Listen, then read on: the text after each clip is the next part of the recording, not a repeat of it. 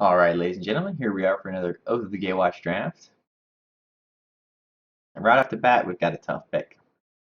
So Goblin Dark Dwellers is a great card, constructed all-star, just a beating and a half, especially if you can find some cards to flashback with them. But Devouring Flames is a premium removal spell. It's really too bad I can't take both of them. I almost always tend toward defaulting to the removal spell over the creature. But I think in this case, I'm going to take the Goblin Dark Dwellers. I think there's enough of an upside, especially drafting him this early, that um,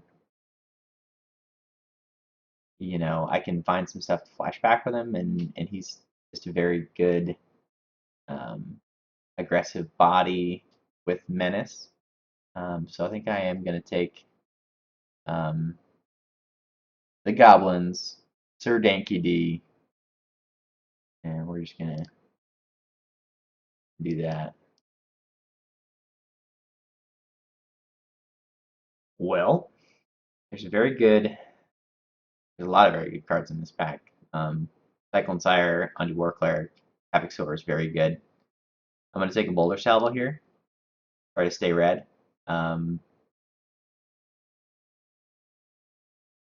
I think, other than that, the pick is pretty clearly Cyclone Sire. That card is just really, really good. But yeah, I'm gonna take Boulder Salvo here. Okay, well, we have two really crappy rares, one of which is foil. We have two red cards here in Akum Flameseeker and Goblin Freerunner. But I think I might take the shoulder to shoulder. Um, I, I tend to try to push into white and or black whenever possible, and shoulder to shoulder with Yankee D is obviously great, and being white red seems fine. We did see the Ondu War Cleric last pack, so I'm gonna get a little frisky here and try to take the shoulder to shoulder and see if we can push into white. Um, people talk a lot of smack about press into service, but I think it's great. Pretty much anytime you're playing red, you're trying to be a little on the aggressive side, and this card just puts games away. So I think I'm going to take that quite happily.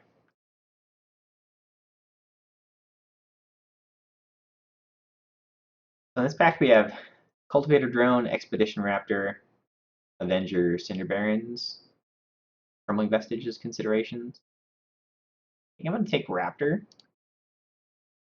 and see if I can continue to try to push into white. This may be a fool's errand, and it should maybe the pick is just Cultivator Drone and see about going into blue red. I haven't had a lot of success with blue red, so I tend to try to veer away from that. But um, yeah, we're gonna just draft mono 5 drops. So allied reinforcements and McKinney Aeronaut make me very, very happy. Step Glider is also a bomb, but unfortunately I already have a million 5 drops, so I don't think that's great. Um, I think it's very close between allied reinforcements and McKinney Aeronaut. Fortunately, passing both Step Glider and allied reinforcements most likely puts them to our left into white. That could be very unfortunate for us. But we have 2 support cards already, so Step Glider is already quite good. I think I'm going to take the Aeronaut here just for curve considerations. Um, wow, okay, all right. So allied reinforcements is great here. Only other card in the pack really is Cinder Hellion's great. I think that card is great. But Spawn Banner Mage is much better in black-white where you're trying to gum things up. So that's a wonderful pickup.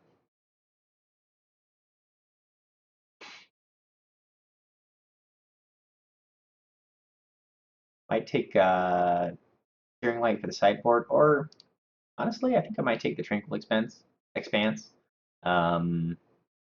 Well, yeah, every now and then you might splash something spicy. I just had found Searing Light to be unplayably bad. The card is just awful. And Aeronaut's a great pickup. White appears to be at least a little bit open. So this is great. Definitely saw some blue that we could have been in. Free Runner's a huge pickup here. Wonderful card. I like to run some amount of combat tricks in any aggressive deck. So Mighty Leap is a fine pickup here. Expedite, not really a playable card. Um,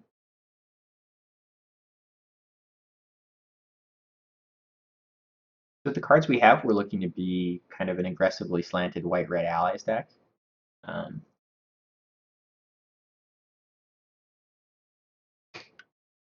Seems fine to me. We do want to keep our eyes peeled for anything else we can flash back with Goblin Dark Dwellers. Shoulder to Shoulders is going to be a very high pick for us. It's going to go up a bit in the order compared to where it would be normally, but I think we're off to a great start here.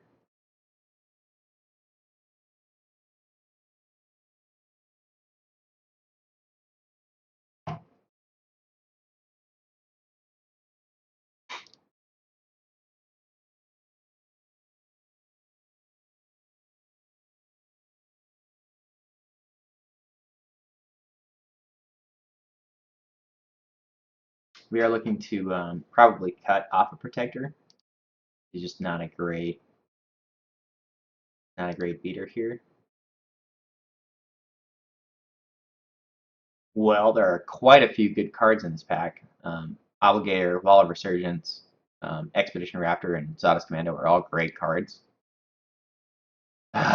So this brings up the age-old debate of, is Wall of Resurgence a good card in an aggressive deck? And I am in the camp that thinks it is. I think the card is just bonkers. I think if both decks are trying to be aggressive, that it just helps you win that.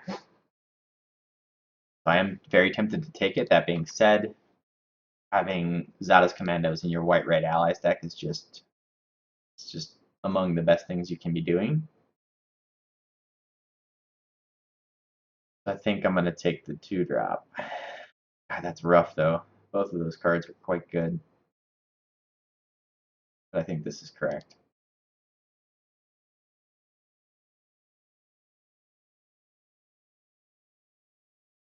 Well, this is not great for us. Really, the only card for our deck is this Goblin Freerunner. And he's okay. You know, a 3-power Menace guy is fine.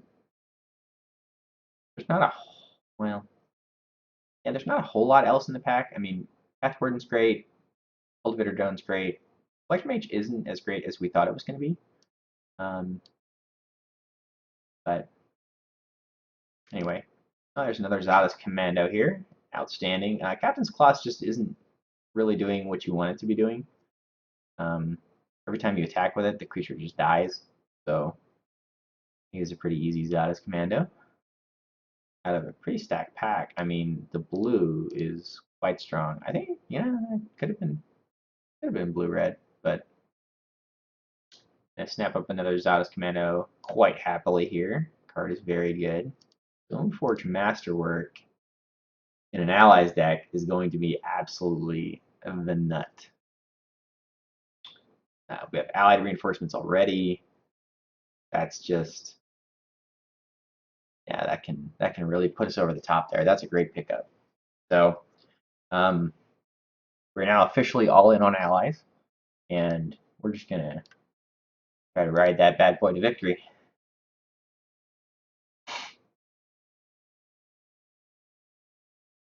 This pack is a total blank, which is a little unfortunate. I'm going to take the Timber Gorge here. We already have a Tranquil Expanse, so this gives us 2 speculative greens horses.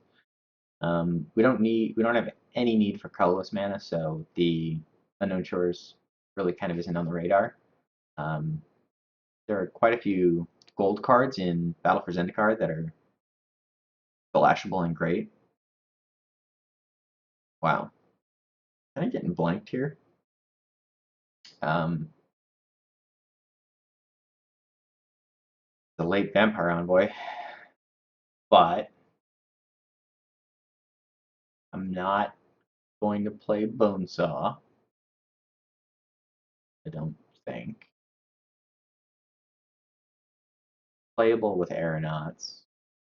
I only have one boulder salvo, but I do have two free runners. Oh my god, am I really taking Bonesaw here? I mean, Cinder Hellion is quite good, but I've got, well, boulder salvo is kind of like a 2. I'm gonna take Cinder. Bonesaw is just so bad. Well, we got two great cards in this pack in Scythe Master and Zada's Commando. I think I'm gonna take the Zada's Commando, but Scythe Master might be correct here. Um,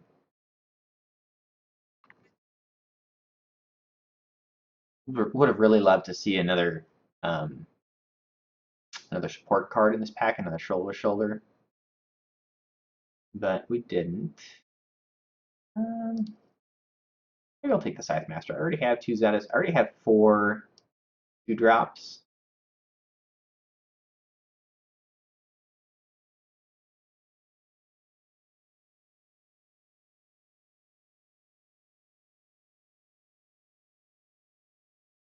So I'm going to take another Scythe Master here. I mean, there's quite a few considerations.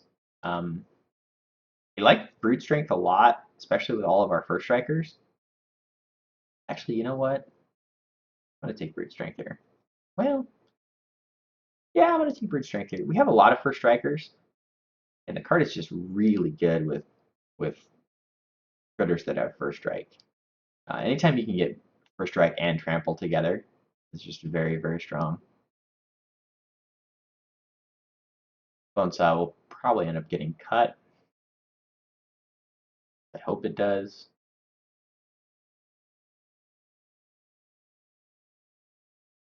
And these are just not playable.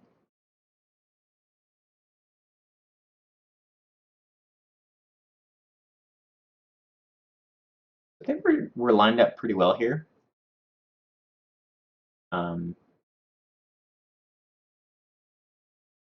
We're going to have a little trouble with power level unless we can find some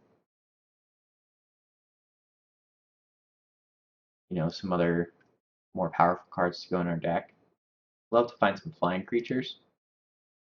But we have 3 support cards and some really, really good targets for the support cards, along with some evasive beaters and a couple of removal spells. So more burn would be great. Put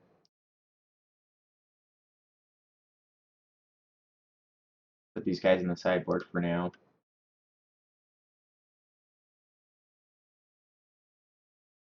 So low casting cost things, more removal,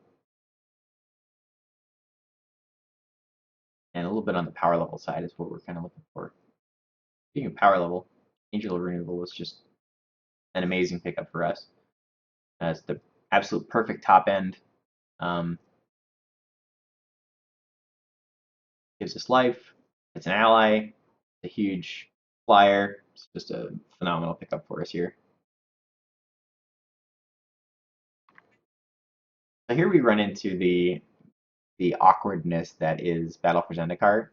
Both of these great flying creatures are not allies, which is just insulting. That's just a design decision that yeah. Anyway, okay. So all that being said, Valakut Predator is also quite good here. He's very, very good when you're trying to turn sideways, and he may actually be the pick. A lot of the time in a deck like this where you're getting low to the ground and you're just trying to turn sideways, he's literally just a 3-mana 4/4.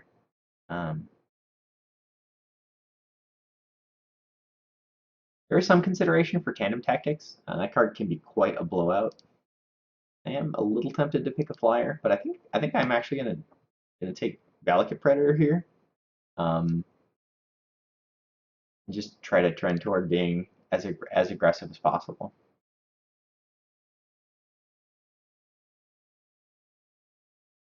So Felidar Cub is fine. It's probably the pick here. We do need a few more creatures. He's not great, but he does do a thing from time to time. Outnumber's a great pickup. Um, you know, we have a couple ways to go wide with our allied reinforcements. I guess just the allied reinforcements, but you know, a lot of the times it's just a lightning bolt. You know, you got 2 or 3 creatures on the table, and that card just beats. I'm gonna take another Valakut Predator here. Like I said, it just attacks quite well. I don't really want any more 5s. Ghostly Sentinel is tempting. And I wish these creatures that I was picking up were allies, but you know, our main game plan again is to be low to the ground and attack, and Valakut Predator does exactly that.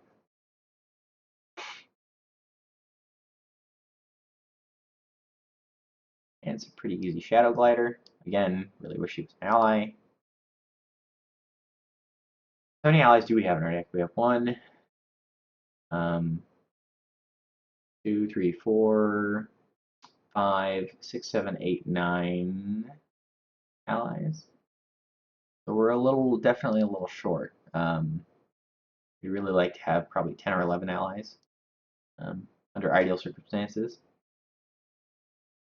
And again, the fact that, you know, some of these red and white creatures just randomly aren't allies. Very annoying. Quite a late Malik, you're familiar. Are you an ally? No, you're not an ally either. Just annoying. Anyway, the Valakut Predator. So I'm gonna take Reckless Cohort here. I really, really, really hate running the have to attack guys, but we do want allies, and he is an ally.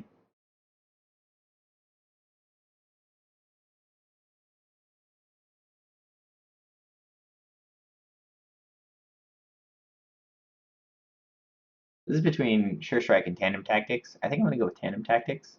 This card can be quite a blowout. Had that card be very, very good against me quite a few times. So anytime the card just beats the crap out of you, you want to kind of pay attention to it.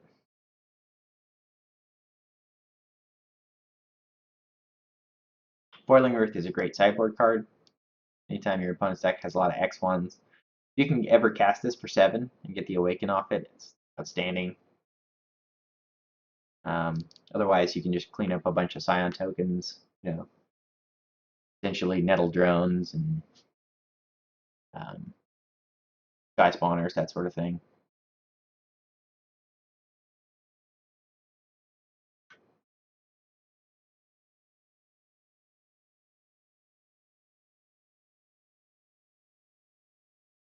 All right, that looks like our deck. Wish we had a couple more allies, but this could be pretty solid. I can see this doing quite well. Again, we want to try to dodge the green decks. Any deck with big butts is going to be a little bit more challenging for us. But yeah, this so a lean, mean red white allies deck. We've got some real good cards here in Goblin Dark Dwellers, Angel. You know, the support cards are quite good, and Stoneforge Masterwork could be amazing for us. So